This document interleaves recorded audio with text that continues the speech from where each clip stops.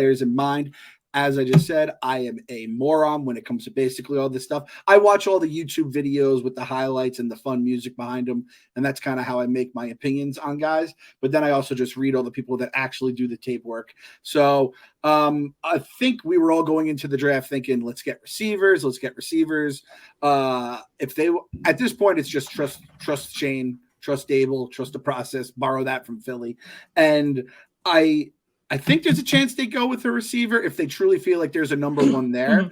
I don't know if they do. I know JSN from basically just take the best Ohio State guy on the board seems to be a pretty good strategy that's working for anyone that did that. The best Ohio State or LSU guy has been a pretty good strategy for people.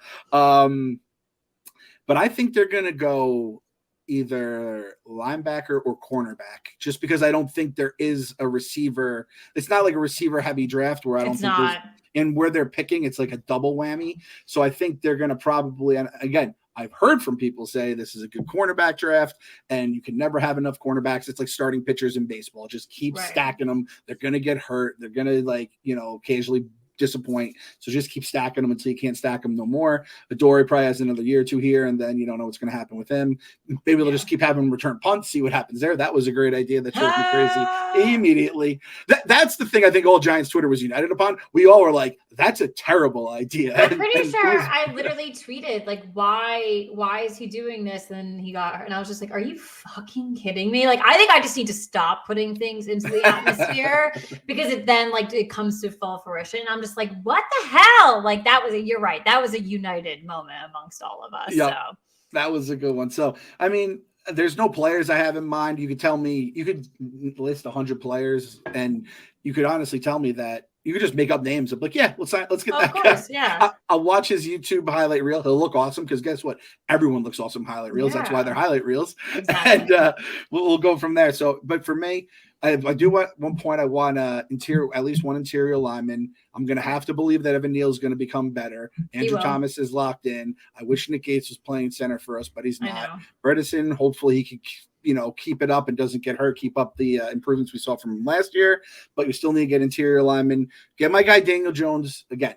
We probably are tapped out at weapons for at least this season. Get the man a line, get the man as many weapons as he can, but you know what? Let Wink have some fun on that side of the ball. It's kind of amazing when you think back of how good that defense played with, bare bones kind of Dexter obviously played out of his mind, and you had Adoree when he was healthy is a good piece, but there were so many guys, and Kayvon turned it on to another level, but there was still so many pieces there that they needed. And I think if we can get Wink some real bad MFs on that side, I am very excited to see. I think this might be a hot take. I think the Giants defense can be top 10. I'm not going to say top 10. I'll say they could be top 5 if they hit the right picks. And, maybe by this year, definitely by next year, when it's all said and done, I think they could have a top 5 defense. And it's just oh my God, this is what it must have been like back in the 80s and 90s. I'd never want to say Lawrence Taylor's name like that, but we just have just a ferocious team that could just, scare the hell out of offense. I think that's what we can get.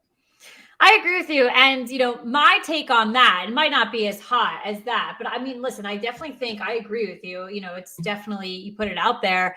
I think transitioning from a defensive mind, from college to the NFL is a lot easier from an offensive perspective. So you're right. We can gain guys in the draft right now, and they can make impacts right away. Unfortunately, that transition, we've seen it with guys like Evan Neal, even a wide receiver or running back position, that transition over to, professional over from college is a huge gap. And you can see it with so many players. Defensively, though, I do think college players have the upper hand. It's very quick transfer to transfer. And I think that, a lot of them do make impacts right away. So the Giants have great real estate in the draft right now. And I think they can go after, if they want to go after corners, like you just said, pull in some more. I think we can be scary. And I think we can go back to the days where no one wanted to mess with us. I remember when Jason Pierre-Paul was on the team, and I was just like, oh, hell yeah. We're entering every game. I don't care if we're winning or not. We are making a statement. We are making an impact in that game. And I think that's something that the Giants can definitely do moving forward with kind of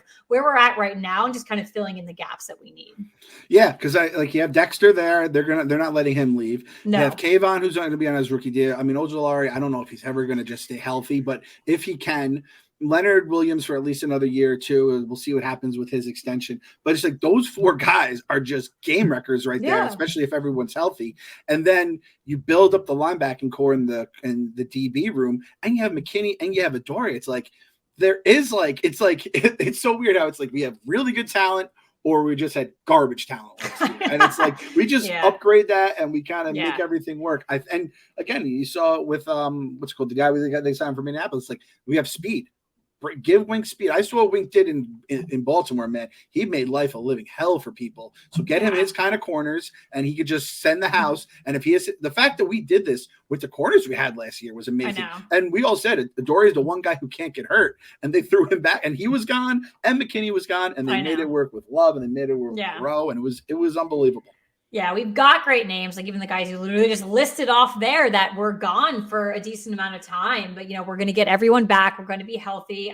The guy we got from the Indianapolis is Bobby Okereke. I really like him. I'm not even trying to say their name. So I had to prep his name for my second episode because it just happened like that day or the day before. I just was constantly looking